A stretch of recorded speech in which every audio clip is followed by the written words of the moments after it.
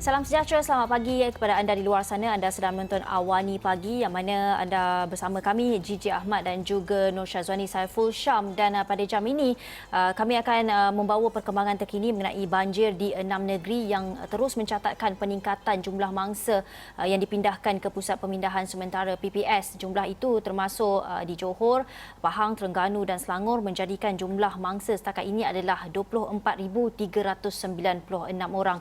Dan kalau kita ikut info bencana JKM, sebanyak 321 PPS telah dibuka bagi menempatkan mangsa dari 6,376 keluarga. Dan berdasarkan info bencana JKM juga, Pahang adalah negeri yang mencatatkan mangsa tertinggi setakat 12.30 malam tadi dengan lebih 16,000 mangsa.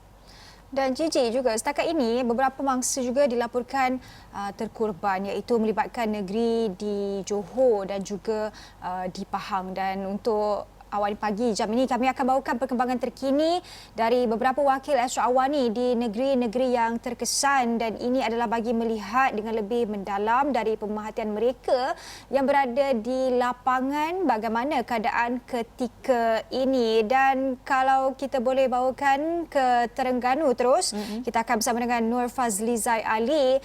Fazlizai, kalau kita boleh mulakan, mungkin Fazlizai boleh beri angka ataupun mangsa yang terlibat ketika ini dan berapa jumlah PPS yang telah dibuka setakat ini, Fazlizai. Baik, terima kasih rakan setugas di Kuala Lumpur. Hari ini merupakan hari ketiga negeri Terengganu dilanda gelombang banjir, menerusi gelombang banjir kelima yang melanda negeri ini pada Ahad lalu. Di mana menerusi gelombang banjir pada kali ini, daerah Dungun dan Kemaman menjadi daerah terawal yang terjejas pada gelombang banjir kelima. Dan setakat jam ini, seramai 1,074 orang mangsa melibatkan daerah Dungun dan juga Kemaman telah terjejas, dan sebanyak 12 PPS juga telah dibuka bagi menempatkan 330 buah keluarga. Menerusi jumlah itu juga, daerah Kemaman terus merekodkan jumlah mangsa tertinggi, iaitu seramai 920 orang mangsa, dan sebanyak 9 PPS telah dibuka bagi menempatkan 285 buah keluarga yang terjejas. Manakala di daerah Dungun pula menunjukkan sedikit penurunan, di mana jika semalam 200 orang mangsa telah terjejas, namun pada hari ini ianya telah menurun kepada 154 orang mangsa. Di mana sebanyak 3 PPS juga masih lagi diaktifkan bagi menempatkan 45 buah keluarga berkenaan. Dan ketika ini saya berada di daerah Kemaman bagi meninjau keadaan banjir yang berlaku di daerah Kemaman yang juga melibatkan jumlah mangsa yang tertinggi di negeri Terengganu ketika ini. Di mana kebanyakan kawasan-kawasan yang ditenggelami air ini melibatkan kawasan pedalaman dan kawasan hulu. Seperti di Kemaman, ia melibatkan kawasan seperti Seberang Tayo, Kampung Telandas dan juga Kampung Air Putih. Manakala di Dungun pula melibatkan kawasan Kampung Syukur dan Kampung Minda. Di mana untuk kami sampai ke kampung-kampung berkenaan, sebenarnya kami mengalami sedikit kekangan kerana beberapa laluan telah dinaiki air. Walaupun masih boleh dilalui oleh kenderaan pacuan 4 roda, namun pihak berkuasa mengingatkan orang ramai agar tidak melalui kawasan-kawasan berkenaan kerana boleh mendatangkan risiko kerana arus deras telah melanda lokasi-lokasi berkenaan. Bagaimanapun, Gigi, Wani, kami akan cuba sampai ke kampung-kampung terjejas ini dengan menggunakan jalan-jalan alternatif yang lain, ataupun mungkin menggunakan khidmat pasukan bomba untuk membolehkan kami mendapat gambaran sebenar di kawasan-kawasan yang terjejas ini. Ya, Fazlizai, sangat menarik mengenai info mengenai macam mana Fazlizai datang ke kampung-kampung berkenaan. Tapi ada tak tambahan info mana-mana jalan yang terputus yang tidak boleh dilalui setakat ini? Setakat ini, Wani, laluan-laluan utama di negeri Terengganu, Kemaman maupun daerah-daerah terjejas ini masih boleh dilalui oleh semua kenderaan. Begitu juga dengan laluan lebuh raya Pantai Timur 2, ia boleh digunakan oleh semua pengguna. Bagaimanapun, hanya beberapa kawasan untuk sampai ke kawasan pedalaman seperti yang saya sebutkan sebentar tadi, hanya laluan berkenaan hanya ditenggelami air. dan kenderaan-kenderaan seperti kereta amatlah tidak disyorkan untuk melalui laluan berkenaan, kerana kita sebelum ini 2 kes kereta hanyut telah dilaporkan di daerah Kemaman ini. Bagaimanapun tiada sebarang kemalangan jiwa dilaporkan melibatkan kedua-dua kes berkenaan. Fazlizai, kalau kita tengok banjir di Terengganu ketika ini adalah gelombang kelima, terutamanya melibatkan daerah di Kemaman dan Dungun. Mungkin sejak beberapa minggu lalu, Fazlizai boleh ceritakan kisah-kisah bagaimana Fazlizai terpaksa menempuh untuk mendapatkan bantuan ataupun untuk melihat bantuan yang diberikan. Seterusnya mungkin ada komen-komen daripada pihak berkuasa yang memaklumkan apakah sebab-sebab yang berlakunya banjir sehinggalah gelombang kelima ini, dan mungkin antara bantuan yang diperlukan tetapi tidak sampai. Fazlizai. Baik, Oni, negeri Terengganu ini sememangnya seringkali dilanda banjir dan persiapan awal pasti dilakukan baik daripada penduduk maupun pihak keselamatan dan juga pihak kerajaan negeri. Dan setakat ini walaupun Terengganu telah melalui gelombang banjir kelima, setakat ini sebarang bantuan ataupun sebagainya masih berjalan lancar dan tiada sebarang aduan ataupun kekangan untuk barang-barang bantuan ini sampai kepada penduduk-penduduk mangsa yang terjejas, kerana mereka telah menyediakan depot-depot makanan agar kesemua mangsa-mangsa terjejas ini tidak akan mengalami kekurangan bekalan makanan atau sebagainya, walaupun ia melibatkan kawasan pedalaman yang jauh dan sukar untuk mereka masuk. Bagaimanapun tindakan awal itu telah diambil seawal bulan November bagi memastikan kesemua mangsa ini, bagi memastikan bekalan mangsa dan juga keselamatan mangsa yang terjejas ini berada pada tahap terbaik. Dan setakat ini keadaan banjir di Terengganu agak terkawal walaupun telah melalui 5 gelombang banjir berbanding negeri-negeri yang lain seperti di Pahang dan juga Johor ni. Okey, baik, terima kasih Fazlizai. Teruskan berwaspada ketika membuat laporan di sana. Kita akan mungkin bersama dengan Fazlizai Ali lagi dari masa ke semasa. Baik, kita nak beralih ke Johor pula. Kita tahu Johor merupakan salah satu negeri yang terkesan banjir ketika ini. Kita terus bersama dengan Wakil Eswar Awani di Johor, Siti Nur Akila Omar. Akila, selamat pagi. Ya. Selamat pagi ya. Siti dengan Wani. Akila, kalau kita boleh recap balik mengenai kejadian korban banjir di Johor. Akila, ada tak update terkini mengenai berita itu? Okey, mengenai korban banjir di Johor ni, setakat ini terdapat 3 korban banjir di Johor ya, iaitu melibatkan daerah Keluang, yang mana pada hari Sabtu terdapat seorang wanita berusia 61 tahun telah tergelincir dan jatuh ke dalam longkang di hadapan rumahnya dan maut di tempat kejadian kerana longkang itu dalam. Dan apabila dalam 3 hari bulan daripada hari Ahad, terdapat seorang mangsa yang lemas bersama keretanya. Begitu juga dengan kemarin, terdapat seorang mangsa lelaki yang lemas juga hanyut bersama keretanya kerana cuba menyeberangi jalan yang ditenggelami air di Jalan Keluang Bersing. Dan kedua-dua mangsa ini, Wani dan Ji, kita sedia maklum mangsa ini telah ditemui oleh pasukan penyelamat setakat ini. Dua-dua mangsa mayatnya telah dijumpai oleh anggota penyelamat, Ji Wani. Akila, kita juga difahamkan ada beberapa badan NGO yang ketika ini menyeru untuk mendapatkan bantuan terhadap mangsa-mangsa banjir di Johor ini. Akila, mungkin Akila ada laporan yang boleh Akila kongsikan. Mungkin adakah benar bantuan itu tidak disampaikan ataupun bantuan itu tidak cukup? Setakat ini, Zizi dan Wani, sebenarnya keadaan cuaca di Kota Tinggi ini agak cerah pada ketika ini kalau saya boleh kongsikan. Dan apabila menyentuh mengenai bantuan NGO sendiri, setakat ini saya tidak menerima laporan mengenai dengan mana-mana bantuan yang tidak sampai, kerana saya percaya pihak berkuasa, agensi-agensi yang terlibat dapat menyalurkan bantuan seperti makanan di pusat pemindahan banjir di Johor. Dan apa yang saya boleh kongsikan pada pagi ini, sebenarnya banjir di Johor sedikit menurun dengan daerah Kulai telah ditutup sepenuhnya. Dan cuma yang kita boleh kongsikan kalau kita ikutkan statistik, daerah kota tinggi mencatatkan peningkatan sedikit. Dan kalau apa yang saya boleh kongsikan, pada ketika ini sebenarnya saya berada di antara jalan Mersing ke Kota Tinggi. Kalau sebelum ini saya berada di atas jambatan iaitu daripada arah Johor Bahru ke Kota Tinggi. Tengah-tengah bandar kota ini sendiri telah dipenuhi air dan saya hanya boleh lalu di jalan bypass yang menghubungkan Kota Tinggi dengan Johor. Azizi Wani. Ya, Akila, kalau boleh lihatkan bagaimana dengan perkembangan jalan-jalan di sana, berapa mungkin jalan yang telah terputus, berapa jalan yang telah tutup setakat ini? Okey, dengan jalan yang terputus, di kota setakat ini terdapat 3 jalan yang terputus. Antaranya Jalan Kota Tinggi Mersing berdekatan dengan Kubu dan Risda, Jalan Kota Tinggi Keluang, Bandar Kota Tun Habab iaitu jalan ini yang saya berada pada ketika ini. Jalan yang ketiga adalah Jalan Lok Heng, Mawai Sungai Mas berhampiran dengan Jambatan Sungai Semaluk.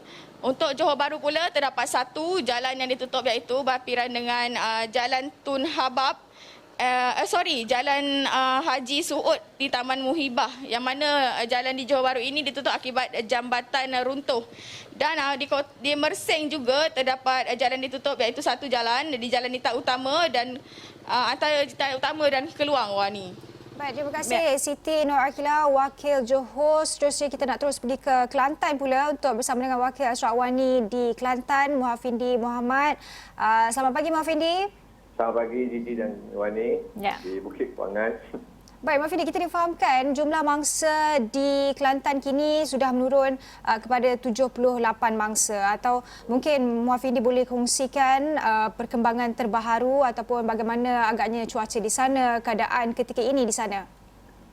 Baiklah Gigi, walaupun kita melihat keadaan banjir gelombang ketiga di Kelantan ini semakin pulih, di mana yang masih berada di pusat pemindahan sementara telah menurun daripada catatan semalam lebih daripada 300, sekarang ini mencatatkan 78 orang di 3 PPS yang melibatkan hanya daerah Gua Musang. Namun seperti yang dijangkakan dan juga seperti yang dikeluarkan amaran oleh pihak berkuasa, jangkaan air Sungai Kelantan di Limau Kasturi, Sungai Kelantan di pedalaman Kelantan akan mengalir turun ke kawasan Kuala Kerai dan juga ke Machang, di mana beberapa kawasan di Kuala Kerai khususnya melibatkan Sungai Pahi, Sungai Nai di Kuala Pertang, di Mengkebang dan sebagainya dijangka akan mengalami limpahan air Sungai Kelantan.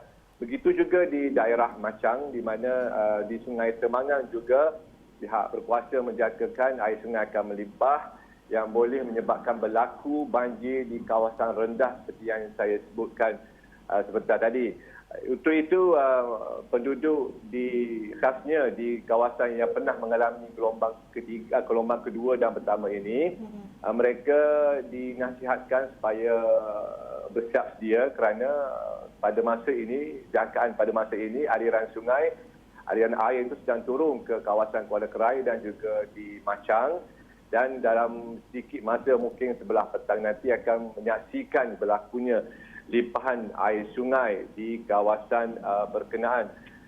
Gigi dan juga Wani, sebenarnya di Kelantan ini banjir yang melanda gelombang ketiga tidak seburuk ataupun seperti yang diramalkan. Namun ada juga yang mendakwa mungkin akan berulang tragedi 2014. Itu pun kita mengharapkan kejadian tragedi banjir atau Bahuni 2014 tidak berulang. Gigi. Ya, Abang Fandi, kita tahu bahawa banjir di Kelantan ni sekarang ni kena di kawasan Gua Musang dan mungkin akan merebak di Kuala Kerai kalau melihat kepada kenaikan air sungai itu sendiri. Tetapi bagaimana kalau nak tengok daripada persiapan dan kerahan tenaga pihak berkuasa itu sendiri, kerahan bot, bagaimana persiapan dari pemerhatian Abang Fandi sendiri?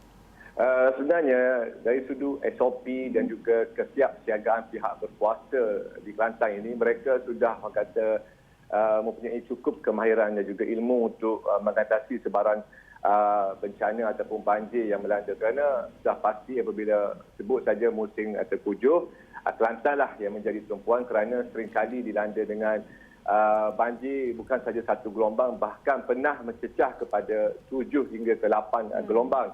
Dan untuk makluman Gigi dan juga Wani, pengguna lebuh raya, pengguna jalan raya yang dari Kota Baru ke Kuala Lumpur banyak bertanyakan mengenai laluan-laluan ataupun jalan yang boleh dilalui. Dan apa yang dimaklumkan oleh pihak polis semalam, beberapa jalan utama yang menghubungkan Pantai Barat dan juga Kelantan ini tidak boleh dilalui. Ini melibatkan jalan di lebuh raya Pantai Timur 1 dirancang di kilometer 84.6 ditutup kepada semua kenderaan. Di LPT juga di kawasan Jalan Kuantan ke Teluk Gambang juga tidak boleh dilalui. Manakala di Jalan Bentung ke Gua Musang di kawasan Ceruh dan juga Sungai Koyang juga tidak boleh dilalui oleh semua kenderaan. Begitu juga di Jalan Jerantuk ke Lipis turut ditutup kepada semua kenderaan. Dalam Benta juga ditutup kepada semua kenderaan. Gigi dan juga Wani. Jadi mereka dinasihatkan supaya mendapatkan maklumat dan info supaya memudahkan pergerakan mereka ke Kota Baru ni. Okey, Abang Fandi, terima kasih banyak dengan laporan berkenaan. Anda sudah dengar, itu kita bawakan perkembangan terkini dari 3 negeri yang terkesan, Johor, Terengganu dan juga Kelantan. Selepas ini kita bersama dengan pengarah NADMA, kita nak lihat bagaimana dengan bantuan yang diberikan kepada mangsa-mangsa banjir ini. Kita berehat seketika, kembali selepas ini.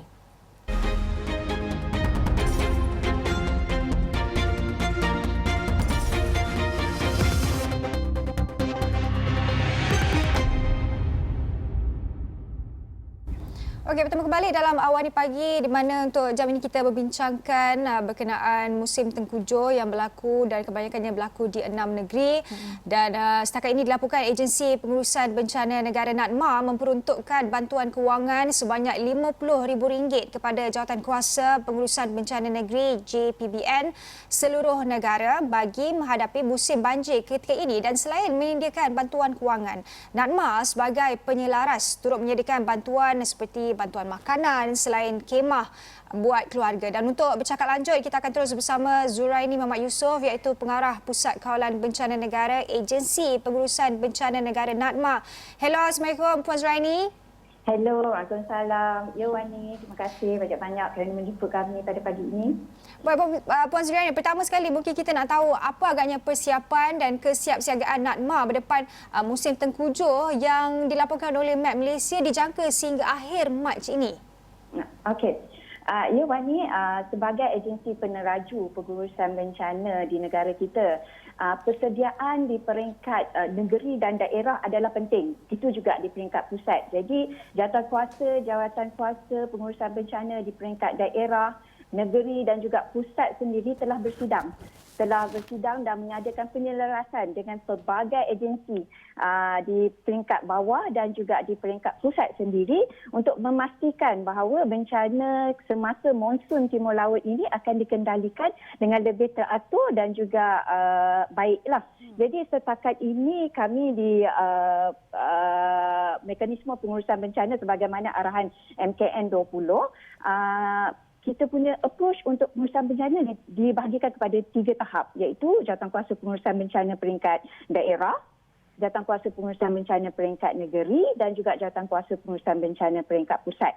Jadi di daerah, di jawatankuasa ini diketuai oleh pegawai daerah, di negeri oleh Setiausaha Kerajaan Negeri dan juga di peringkat pusat diketuai oleh menteri menteri di Jabatan Perdana Menteri lah.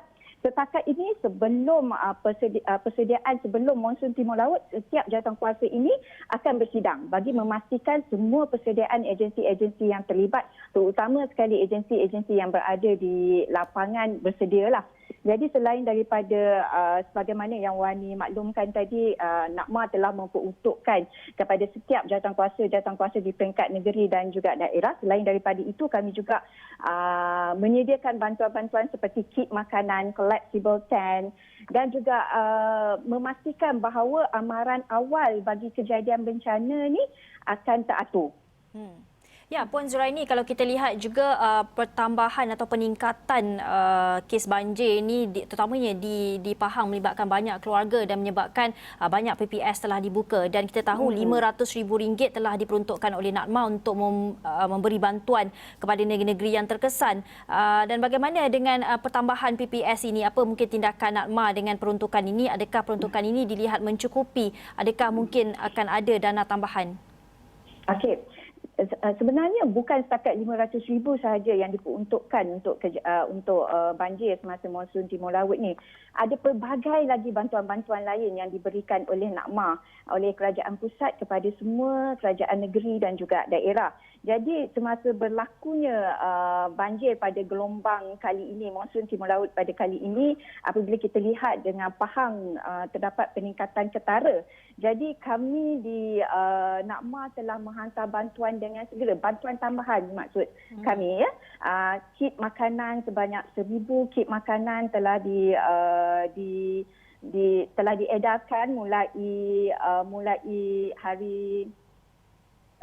3 hari bulan kepada negeri Pahang, Johor dan Terengganu. Ini top-up bagi kit makanan yang sedia ada. Begitu juga dengan collapsible tent. Dan juga pegawai-pegawai NADMA, kami sebenarnya pegawai-pegawai NADMA ni hanya di peringkat pusat. Namun apabila berlakunya banjir di negeri-negeri berkenaan sejak 2 Januari, pegawai-pegawai NADMA telah ke sana dengan segera untuk memantau supaya mekanisme pengurusan bencana jawatankuasa penyelarasan di peringkat daerah dan juga negeri teratur. Itu yang penting. Sebenarnya dalam respon kita kepada bencana ni adalah memerlukan penyelarasan pelbagai pihak lah. Jadi tugas NADMA di situ adalah memastikan supaya penyelarasan ni dibuat dengan teratur lah, termasuk dengan pengurusan daripada NGO.